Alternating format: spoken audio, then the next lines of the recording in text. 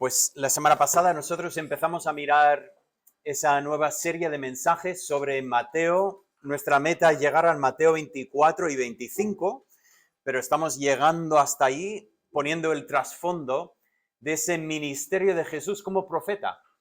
Él en ese sermón desde el Monte de los Olivos anuncia exactamente lo que va a pasar en Jerusalén. Y así ocurre exactamente como lo dijo él 30 años después. Pero sí nos parece increíble que él prediga lo que va a pasar a 30 años, tenemos que entender que también continúa en este sermón y empieza a hablar de eventos que todavía no han ocurrido, pero son los mismos eventos que lo vemos en Apocalipsis y vemos que Jesús predice eventos que van a ocurrir más de 2000 años después de su vida. ¿Quién puede hacer eso? Solo un profeta, solo el que habla en nombre de Dios, o mejor dicho, solo el que es Dios en la carne. Eso es lo que nosotros estamos viendo, donde vamos en estos mensajes. La semana pasada hablamos de esas tres parábolas que tenemos en el capítulo 21 y capítulo 22. La división de capítulo ahí separa una de las parábolas de las otras, pero vimos cómo cuenta esta historia de los dos hijos. Uno, rebelde pero arrepentido, y el otro, rebelde pero no arrepentido. Sí, papá, voy a ir a trabajar, pero no piensa ir y no va. Continúa con la historia de los arrendatarios malvados, que efectivamente, sí, alquilamos la viña.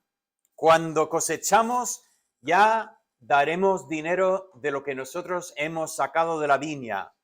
Y no tenían pensamiento de hacerlo.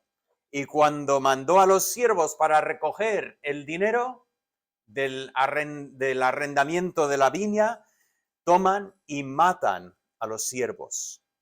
Y finalmente la historia de he puesto aquí los invitados maleducados.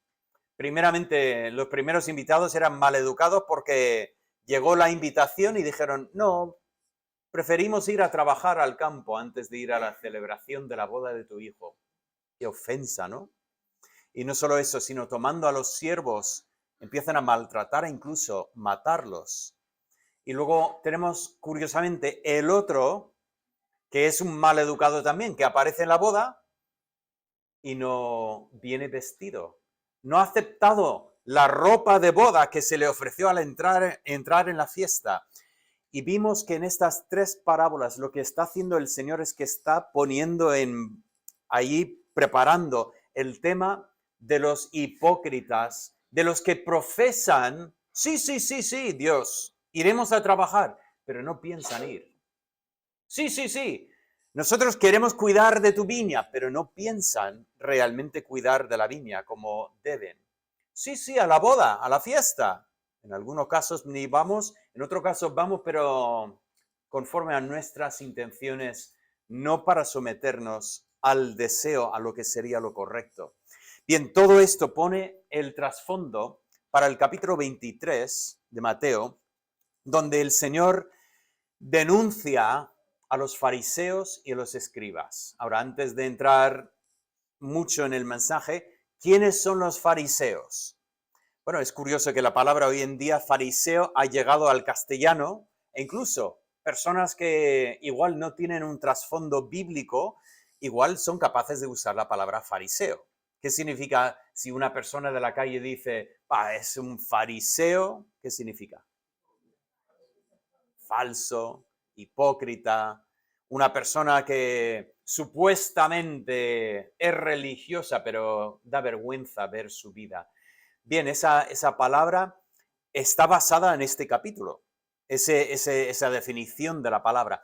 Ahora, lo que tenemos que entender es que había mucha gente en los días de Jesús que no lograban ver esa imagen de hipocresía y por lo tanto para ellos a veces tenían otra reacción. Para ellos los fariseos eran, son personas súper dedicadas a la religión, son personas devotas, son personas que, vamos, no hay nadie más serio en cuanto a su religión que ellos. Y Jesús viene en ese contexto y toman estas personas que, wow, mira, es un fariseo. Y Jesús corre la cortina y nos da otra visión, una visión que ha llegado a triunfar en nuestro entendimiento, esa visión de estas personas que conforme los veía Dios. Ellos se veían a sí mismos como, yo soy lo mejor de lo mejor, y sin embargo Dios los ve de otra perspectiva. Cuando dice los fariseos y los escribas, debemos entender que los escribas son otros líderes religiosos, pero igual no pertenecían a la secta o el grupo de los fariseos. Entonces, aquí en este capítulo siempre habla de los fariseos y los escribas, o los escribas y los fariseos, y por lo tanto amplío, empiezo a hablar de los líderes religiosos. Bien, el pasaje empieza con instrucción para los discípulos en cuanto a estos líderes religiosos. O sea, el capítulo no empieza con Jesús poniendo el dedo allí hacia los fariseos, sino empieza hablando con los discípulos y les da instrucciones. ¿Cómo actuáis con estas personas que son líderes en vuestra vida? Bueno, el primer punto que noto aquí es que habla de una obediencia, pero con discernimiento. Ese pensamiento que tenemos aquí al principio del capítulo que dice, todo lo que os dicen de hacer, debéis hacer. Ahora, sobre todo aquí lo que tenemos en mente es que cuando ellos hablan de la ley de Dios, cuidado, no rechaces la ley de Dios porque el que te lo está diciendo es hipócrita. Es que tenemos una tendencia de pensar así, ¿no? Si uno nos dice hacer algo y esa persona no nos cae bien, aunque lo que nos esté diciendo es bueno, a veces no queremos hacerlo. ¿Hemos sentido esto todos? Y empezamos con ese punto y dice, vamos a ver, el mero hecho de que tengan problemas ellos en su forma de ser, no significa que todo lo que dicen está mal. Así que si te hablan de la ley de Dios, pues realmente no son ellos, es Dios. Por lo tanto, obedecerlo no es obedecerles a ellos, es obedecer a Dios. Por lo tanto, empieza aquí y habla de esa obediencia con discernimiento. Voy a moverme rápidamente por aquí porque quiero llegar al pasaje entero y no quedarme en esa primera parte solamente. Pero qué imagen más interesante, eso de que atan cargas pesadas sobre las personas. Ay, tienes que hacer eso. ¿Cómo que no lo has hecho? Ay, eso es lo más... Tienes que... Ah, y las personas empiezan a sentir ese agobio por... Ay, estoy mal, no he hecho... Y tengo que hacer más y debería siempre... Y dice, pero ellos van tranquilos por la vida. O sea, ellos van a cargar a todo el mundo con todo lo que tienen que hacer, pero ellos van por libre. Ellos hacen lo que les da la gana y lo que no les da la gana ya tienen sus excusas por no hacerlo. Y de hecho, tenemos aquí un poco más adelante este pasaje que habla de los juramentos. Y nos parece increíble. Hacían juramentos y luego después cuando decías, oye, pero me juraste que ibas a hacer eso, dicen, ah, no, yo te juré por el templo, pero no juré por el oro del templo. Y si de esta forma es como cuando éramos niños y cruzábamos los dedos y prometías algo y luego decías, no, pero tenía los dedos cruzados y así no tenías que cumplir con lo que habías prometido. Así de infantil, pero así es como cargaban a las personas, pero se notaban que ellos iban por libres. Incluso nos dice que no solamente es que es una cuestión de decir y no hacer, sino también es cuestión de realmente buscar que la gente me admire. Nos habla en otro sitio de dar ofrendas y no ser como los fariseos que tocan la trompeta antes de dar la ofrenda. Siempre me ha llamado la atención, ¿no? ¿Cómo sería? Estás paseando por Jerusalén, de repente escuchas el pam, pam, pam, pam, pam, pam, y todo el mundo mira, ¿qué está pasando? Pasa el rey y está el fariseo ahí, hay un pobre que está pidiendo y saca y le pone una moneda en la mano y así todo el mundo aplaude y gracias, gracias. Es que parece un show increíble. Pues eso es lo que era la vida de estas personas. Por cierto, ya de entrada estamos viendo los temas que son los temas principales de este capítulo. ¿Cuáles son? Primeramente, un tema de orgullo. Yo quiero que la gente me reconozca. Quiero ser alguien importante. Y número dos, la hipocresía. Puesto que yo no soy todo lo que debo ser, pongo una fachada y hago vender esta imagen que así soy yo cuando tendría que ser honesto y reconocer que no soy lo que debo ser. Bien, entramos, seguimos y el mensaje viene para decir, cuidado, cuidado, cuidado con el orgullo que tienen estas personas. Porque el orgullo que viven ellos no es una cosa ajena al ser humano. Más bien, es una cosa que está presente, listo para saltar sobre cada uno de nosotros. El orgullo siempre ataca. Y así Cristo habla de este orgullo y cuando habla de los títulos, qué interesante lo que hace el Señor. Ya lo comentamos un poco en nuestro tiempo de la mesa del Señor, pero empieza así en el 8. Pero vosotros no queráis que os llamen rabí. Interesante, empieza con el deseo. Ellos tienen el deseo de que la gente pues les reconozca, pero vosotros no. No tengáis ese deseo de títulos. No sé por qué el ser humano es, y no todo el mundo es igual, pero hay algunos que tienen ese, alguien lo llamó titulitis, que necesito un título. Me ha hecho gracia porque a veces he tenido contacto con cristianos y se presentan así. Yo soy el representante del sureste de España de evangélicos que gastan el número 38 de zapato. O sea, una cosa que dices, ¿te hace sentir mejor tener un título así? Y hay iglesias que reparten títulos que, bueno, pero te he dicho que yo soy. No hay nada malo en los títulos en sí. No está mal que poder reconocer a una persona como ujier. Nunca me ha parecido una palabra muy bonita esta palabra, pero bueno, un ujier, esa es la persona que cuando entra una persona le ayuda a encontrar un asiento. Vamos, yo espero que todos podamos hacer eso, ¿no? Si entra una persona, necesita sentarse, que todos estemos buscando, pero no está mal poner a una persona y decir, oye, puedes estar pendiente si entra una persona y no sabe dónde sentarse, le puedes ayudar a encontrar su asiento. Si le ponemos un título y le llamas Ujier, vale, pues perfecto, no pasa nada. Pero si su identidad empieza a ser ese título y él empieza a pensar que es más importante que los demás porque yo soy Ujier, te lo he dicho, soy Ujier, pues algo falla, ¿no? Entonces Cristo empieza y dice, no queráis que os llamen rabí. ¿Por qué? ¿Cuál es el peligro? El peligro es que podemos empezar a perder de vista el que realmente es nuestro maestro. El Cristo es nuestro maestro. Cuidado, no llamemos a una persona en esta tierra Padre. No, no debemos entrar, no solamente no desear ese tipo de reconocimiento para nosotros, para hacernos más importantes, sino no hacerlo a los demás. Y no puedo explicar cómo la religión cristiana ha caído justo en la contradicción de lo que dice el texto para empezar a llamar a hombres Padre. Es impensable que leyendo las escrituras podría llegar a una persona y decir, sí, sí, me puedes llamar Padre.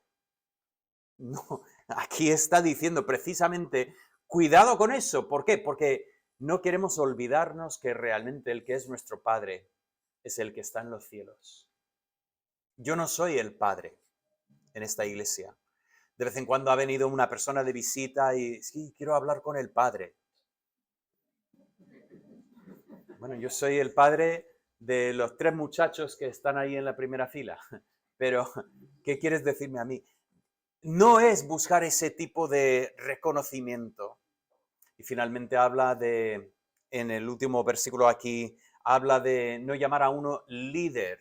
es la idea de la palabra, porque uno es nuestro líder. Tenemos uno que es cabeza de la iglesia, es Cristo, y nosotros jamás queremos perder de vista al que es nuestro líder. Así que cuidado con el orgullo de ellos. No debemos entrar en esos mismos juegos que tenían ellos, de la importancia, por ejemplo, de los títulos o incluso de las personas que tenían alrededor de ellos. Ese pensamiento de, pero ¿sabes quién soy yo? Yo no puedo ayudar a esta persona, yo soy alguien importante.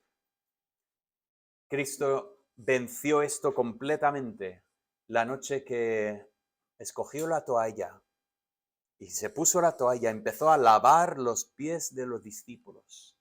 Entendemos que en todas las casas tendrían estos bidones grandes de agua, no son bidones, pero bueno, de piedra, ¿vale? Ese agua estaba ahí en la puerta y cuando entrabas de la calle, el siervo de la casa tenía que lavar los pies de los invitados. Pero Jesús no estaba en su casa, ni tenía siervos, estaba en una casa prestada donde él podía celebrar esa Pascua con sus discípulos. Así que entran y no hay siervo ahí al lado del agua para lavar los pies. ¿Y qué pasa? Pues los discípulos vienen por el camino discutiendo de qué. ¿Quién es el mayor? Claro, en esa época del ministerio de Jesús, o sea, ahí al final, los discípulos ya lo han entendido que vamos hacia un reino y vamos a ser importantes. Entonces la pregunta es, ¿quién va a ser más importante? O mejor dicho, ¿quién va a ser menos importante? Porque está claro que yo voy a ser importante. Entonces cuando entran en ese aposento alto y ven el agua, yo creo que todos estaban haciendo lo mismo. Estaban mirando el agua con un poco de nervios y mirándose el uno al otro, haciendo gestos. Claro, Tomás, eres tú, ¿no? El que debe lavar los pies. Y todos. Y así, todos se ponen a recostarse en la mesa. Recordad que no están sentados con los pies debajo de la mesa, están recostados con los pies en la cara del otro. Están todos así reclinados alrededor de la mesa y de repente Jesús, mirándolos a todos, se levanta, toma la toalla, empieza a lavar los pies de los demás. ¿Por qué? Porque Jesús no es como los líderes religiosos que conocían ellos. Él era un líder que servía a sus seguidores. Y realmente es así como debe ser el cristiano. El cristiano no debe ser la persona que llega y pero no sabes quién soy yo. El cristiano es la persona que viene y ve las necesidades de sus hermanos y en amor sirve las necesidades. Bueno, a continuación, Jesús pasa a la identificación de lo que es el pecado de los líderes religiosos. Y esa sección es interesante porque realmente son 8 veces, aunque yo lo tengo organizado en 7 puntos, pero 8 veces el Señor dice, ¡ay de vosotros! ¡Ay de vosotros! ¡Ay de vosotros! Cuando vemos esta repetición, está diseñado para llamar la atención. Tenemos que ver lo que está pasando y, mira, aquí prestar atención. ¿Qué está pasando con estos fariseos? Bueno, he intentado organizar un poco esto hablando de su ministerio público. Por ejemplo, cuando predican, ese pensamiento que habíamos visto en el versículo 4 de atar las cargas pesadas, pero no tocarlas, ese pensamiento vuelve aquí y dice, están ahí diciendo cosas, pero no hacen. Vemos en el versículo 14 que en vez de ayudar a los desfavorecidos, como las viudas, pues se aprovechaban de la situación. Una mujer iban a venir a quitarle la casa, y en vez de decir, mira, hablaremos con las personas, miraremos qué es lo que debes, a ver si podemos ayudarla de alguna manera, pues se aprovechan e intentan aprovecharse de esta casa. ¿Recordáis ese momento que Jesús dice, vosotros en vez de honrar a vuestros padres, decís a vuestros padres, mira, todo lo que iba a poder ayudarte, lo he dado en el templo como una ofrenda a Dios. Y así no ayudan a los padres. Así se escapan de sus responsabilidades. Ese es el pensamiento aquí, una viuda y vuelve pidiendo ayuda y en vez de ayudar, se aprovechan de la situación. Tratan a los que tienen interés espiritual, pero los tratan y los manejan y realmente los llevan por mal camino. Hacen discípulos y dice, y luego los convertís en hijos del infierno, doblemente peores que vosotros. Son palabras fuertes, ¿no? Uno que dice, yo quiero servir a Dios. Sí, ven, yo te voy a entrenar. Y le enseñan a hacer todo lo mismo. A decir y no hacer. Aprovecharse de las personas para enriquecerse. En cuanto a su vida personal, notamos ese uso de los juramentos que comenté hace un momento. Ya jurando he jurado por el templo, pero no he dicho el oro del templo. Y Jesús dice, vamos a ver, ¿cuál es más importante aquí? ¿El templo o el oro o el templo que santifica el oro? O sea, no tiene sentido ese pensamiento de que, pero ese juramento no importa. Por eso Jesús enseña, dice, cuando digas que sí, que sea que sí. Y cuando digas que no, que sea que no, pero no tengas que entrar en estos juramentos. No sé de vosotros, pero cuando una persona empieza a jurarme, es cuando me pongo nervioso. Y cuanto más juramentos hay, te juro por mi madre. Cuidado, porque cuando empiezan a prometer tan fuertemente, muchas veces son personas que por algo tienen que convencerte que van a hacer lo que van a hacer, porque igual no piensan cumplir su palabra. Pues tenemos ese pensamiento. Por cierto, en el Sermón del Monte, Cristo había hablado de lo mismo, así que al principio de Mateo, en el primer discurso de Mateo, tenemos también ese mismo tema. El uso de la ley en los versículos 23 y 24. Estaban ellos diezmando, y ahí habla del eneldo. Ahora, estamos hablando de una planta pequeñita, una planta donde tú vas a usar, pues, nada en la comida. Tú vas a tener un poquito. Y ellos estaban mirando esas pequeñas cantidades y diciendo, ¿pero has diezmado sobre esto? Vamos a imaginar una situación así. Vas andando por la calle y te llama la atención y miras y te agachas, es una moneda de 10 céntimos. Ahora, ¿tú recoges 10 céntimos si lo ves en la calle? Ahora, si es 1 o 2, a lo mejor no, pero 10, sí, ¿no? Vale. Recoges los 10 céntimos y de repente aparece un fariseo detrás de ti y dice, ¿te cojo yo el diezmo? ¿Cómo? Sí. Tienes que dar 1 céntimo al Señor.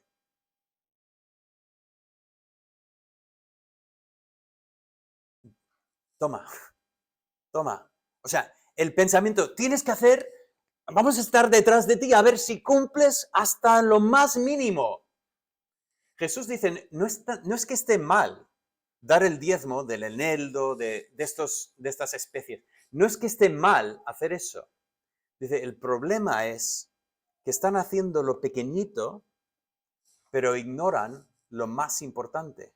Volviendo a mi ejemplo. Encuentra 10 céntimos en la calle y están ahí detrás para decir, tienes que dar el diezmo.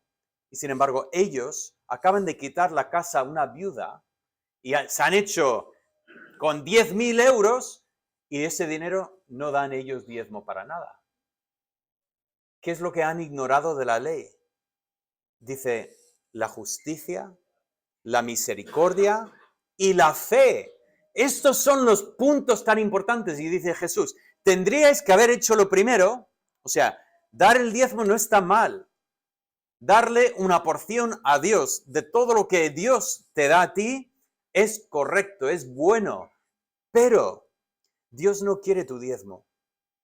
A ver, escúchame bien lo que voy a decir. Dios no quiere tu diezmo, quiere tu corazón. Por lo tanto, no pienses que estás comprando a Dios con tu diezmo. Como que dices a Dios, Dios, yo te doy lo tuyo y déjame en paz. Eso no es el pensamiento. Dios quiere tu corazón. Dios quiere que mires la justicia, la misericordia y la fe. Y si realmente tú vives de esta manera, créeme, el 10% te parecerá poco para dar al Señor. Porque si estás buscando al Señor, todo lo que tienes, entiendes que pertenece al Señor. Por lo tanto, Él dice, vosotros estáis manipulando la ley a vuestro favor. Su forma de santidad. Tenemos dos imágenes así que son muy poderosas. La primera imagen es uno que toma un bol y lava muy bien la parte de afuera, pero no toca la parte de adentro. Yo tuve un compañero en la universidad que una vez entré en su despacho y miré la mesa. Ahora, yo no soy del café, ya sabéis que a mí no me va el café, pero vamos, su taza de café, aunque me gustara el café, me daba asco el pensamiento. Esa taza parecía que yo qué sé lo que había hecho en esa taza, café no parecía, pero el pensamiento de que él echaba ahí más y más café es que me daba asco el pensamiento. Yo creo que jamás había lavado esa taza. Igual ponía el café, bebía y luego lo dejaba ahí el otro día más. La taza parecía increíblemente sucia. Pero ese pensamiento dice, así sois vosotros. Laváis muy bien la parte de afuera, pero la parte de adentro da asco. Y luego usa otra imagen de las tumbas. Las tumbas son muy bonitas por fuera. Ahí están blanqueadas, así relucientes. Y sin embargo, por dentro, tú no quieres ver lo que hay dentro. Dice, así es vuestra vida. Vuestra vida por fuera parece buenísima, pero por dentro, Dios es el que ve por dentro y a Dios le da asco.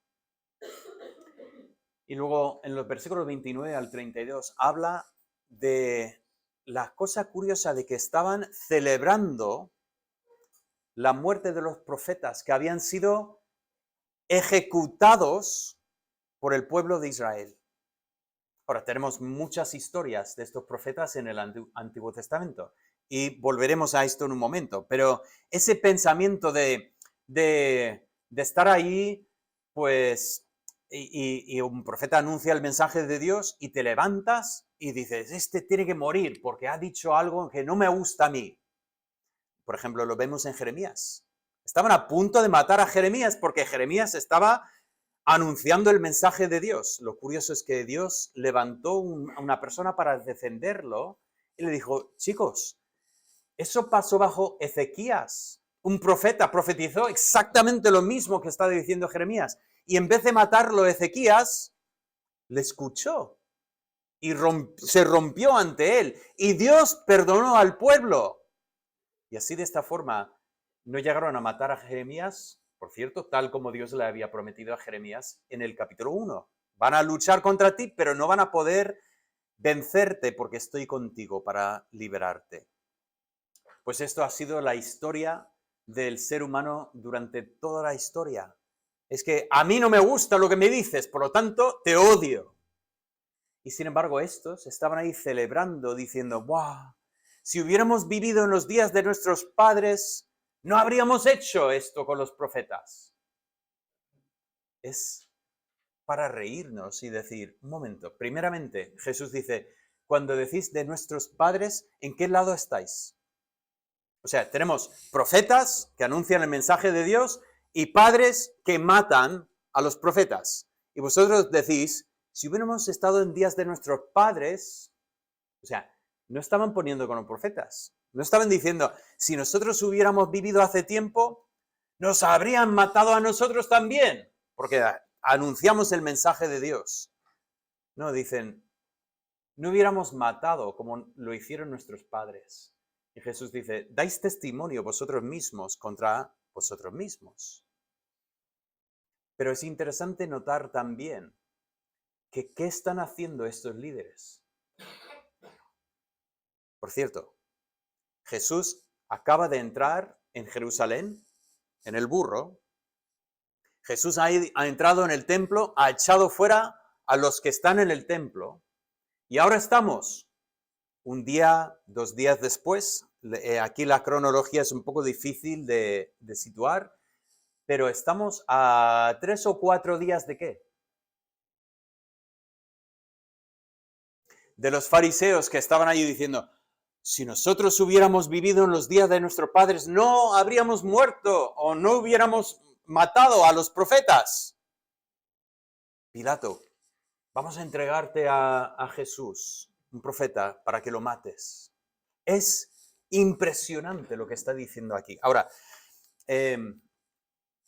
me parecía interesante, no sé si realmente quiero llegar a casarme totalmente con esa teoría, pero me parecía muy interesante. Aquí hay 8 veces que el Señor dice, ay de vosotros, y si volvemos atrás a Mateo 5, el primer gran discurso en el Evangelio de Mateo, hay 8 bienaventurados los... Y hay puntos que yo creo que son es una conexión bastante clara. Por ejemplo, es interesante que termina hablando de bienaventurados los que padecen persecución y aquí termina con, ay de vosotros porque con orgullo decís que no perseguís a los profetas, pero no es así.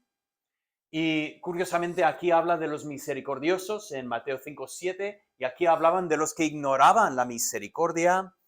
Habían empezado con los pobres en espíritu y luego después habíamos visto que unos que ni levantaban con un dedo. Es curioso notar que Jesús da 8 repeticiones de denuncia en cuanto al pecado de los fariseos, que es totalmente contrario de lo que realmente es la bienaventuranza que vemos al principio. Bueno, os invito a leer y meditar más sobre esto. Yo desde luego lo quiero hacer, pero me parecía interesante que un comentarista estaba comentando y haciendo esta conexión.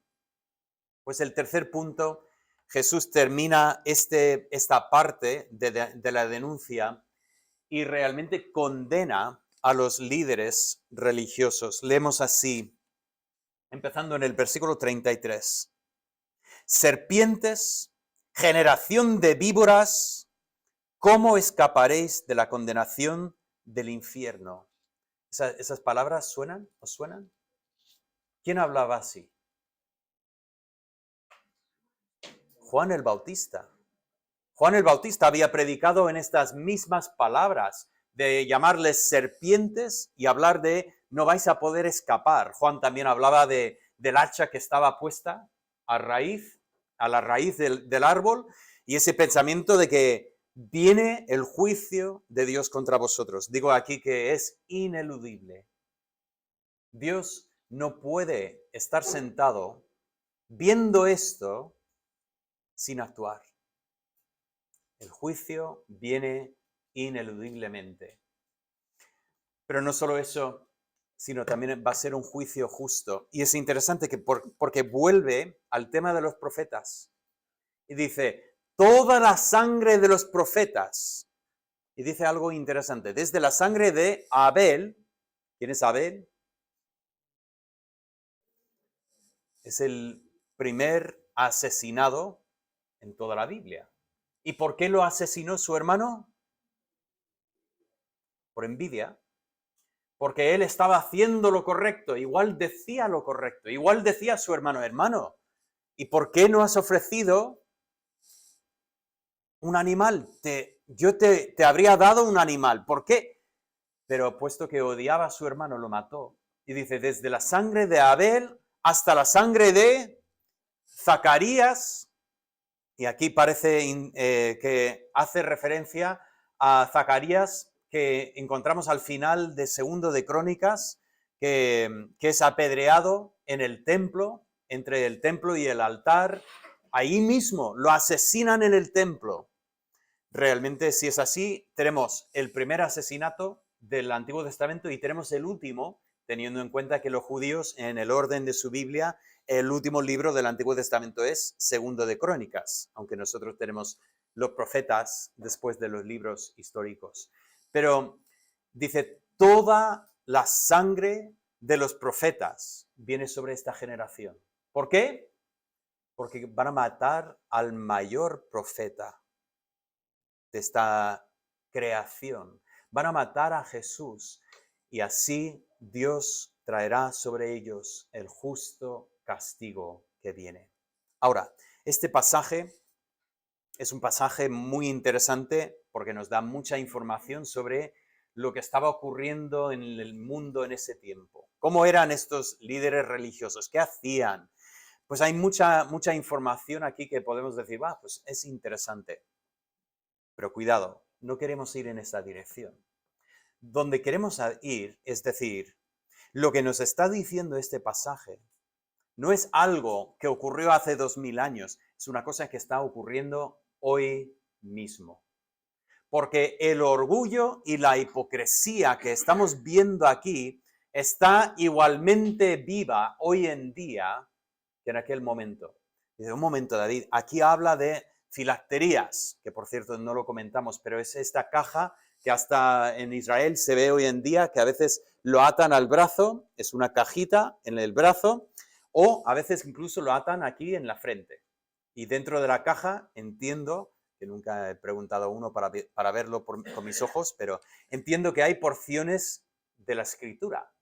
Y claro, cuando el Deuteronomio había dicho, átalas a tu puerta, o sea, escríbelas en tu casa, pues ellos literalmente lo toman y andan con porciones de la escritura atadas a la frente. Yo no he visto personas así hoy en día. Sí, las formas cambian, pero la realidad perdura, está. Por lo tanto, tengo varios pensamientos. Tenemos primeramente que entender que este pasaje es muy importante en el contexto de lo que viene a continuación. 3 veces en Mateo 24 vamos a ver ese pensamiento de los que vienen para engañar. Y es realmente lo que Jesús ha estado denunciando en el 23. Personas con orgullo y con hipocresía van a intentar engañar. Por lo tanto, está preparando el camino para el sermón que viene a continuación. Pero más allá de esto, ese pensamiento de tener cuidado con el orgullo y con la hipocresía. He puesto algunas definiciones. He puesto el orgullo es hacer para recibir. El orgullo es, sí, voy a servir a otros, pero lo voy a hacer para que luego después me den a mí. El orgullo es que mi ego siempre aparece en medio, siempre está involucrado. ¿La humildad qué es? Pues he puesto aquí, es hacer para la gloria de Dios y el bien de nuestro prójimo. ¿Eso es iluso pensar que podríamos vivir de esta manera? Hay algunos que piensan que sí. Pero os digo una cosa, esa es la meta. La meta es decir, Señor, que desaparezca yo más y más, que yo mengüe y que Cristo crezca. La meta es vivir efectivamente así, llegar a la iglesia y no llegar para decir, uy, hoy voy a poner mi mejor ropa para que la gente me diga, uy, qué guapo, qué guapa. Voy a llegar a la iglesia para contar una historia para que todo el mundo se ría, para que todo el mundo diga, ¡ay, qué gracioso que es! Voy a llegar a la iglesia y voy a dar una ofrenda que es más grande que nadie para que todo el mundo diga, ¡ay, qué rico que es ese hermano! Voy a llegar a la iglesia y voy a usar mis dones de tal forma que, vamos, yo soy el corazón de la iglesia, no podrían vivir sin mí. Hay un peligro en actuar así y pensar que somos espirituales haciéndolo. Y sin embargo, Dios nos llama a desaparecer y dejar que Él reciba la gloria. A venir a la iglesia pensando en los demás. Entrar en la iglesia y decir, ¿quién tiene necesidad hoy? ¿Y cómo puedo yo ayudar a esta persona en su necesidad? Esa es la meta que tenemos realmente. Así que cuidado con el orgullo. Y la hipocresía. He puesto aquí que la hipocresía es el conflicto entre la imagen que proyectamos y lo que realmente somos. Eso es tener una desconexión entre lo que yo presento y lo que soy. Nuestra meta es no llegar a dejar que todo el mundo vea que yo soy un sinvergüenza y lo presento ante todos, sino más bien es buscar ser lo que debemos ser. Es no poner fachadas, sino pedir, Dios, cámbiame para que sea más y más conforme a tu imagen. Ese pasaje con estos dos pensamientos es increíblemente importante para nosotros. ¿Hay alguien que no es hipócrita? ¿Hay alguien que no sea orgulloso? Imagino que no.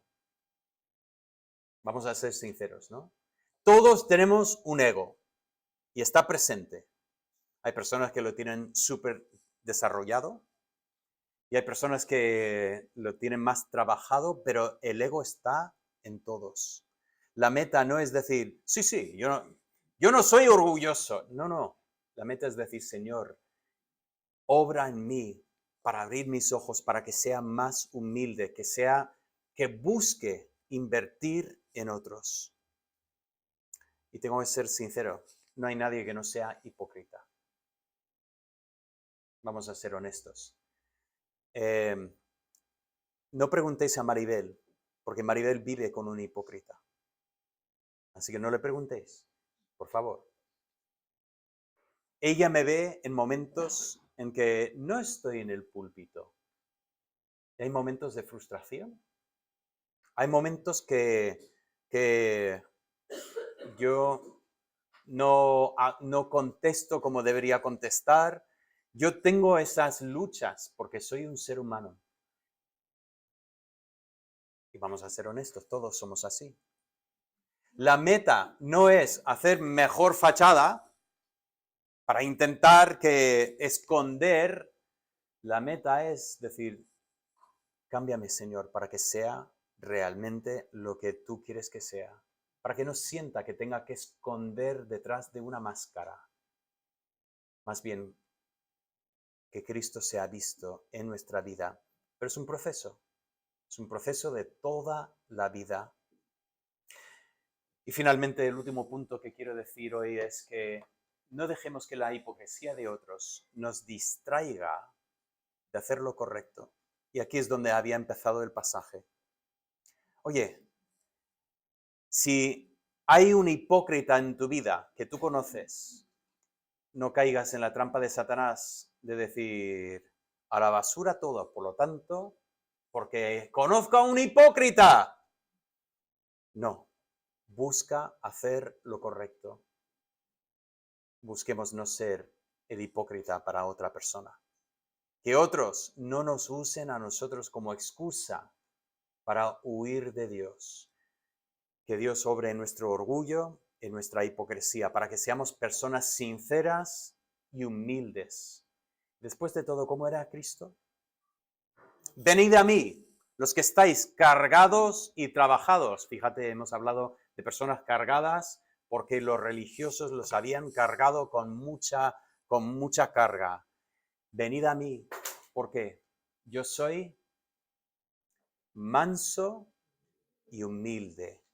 Eso es exactamente lo que Dios quiere hacer en tu vida para su gloria. Oremos. Padre Santo, damos gracias por la palabra. Y Señor, aunque miramos este pasaje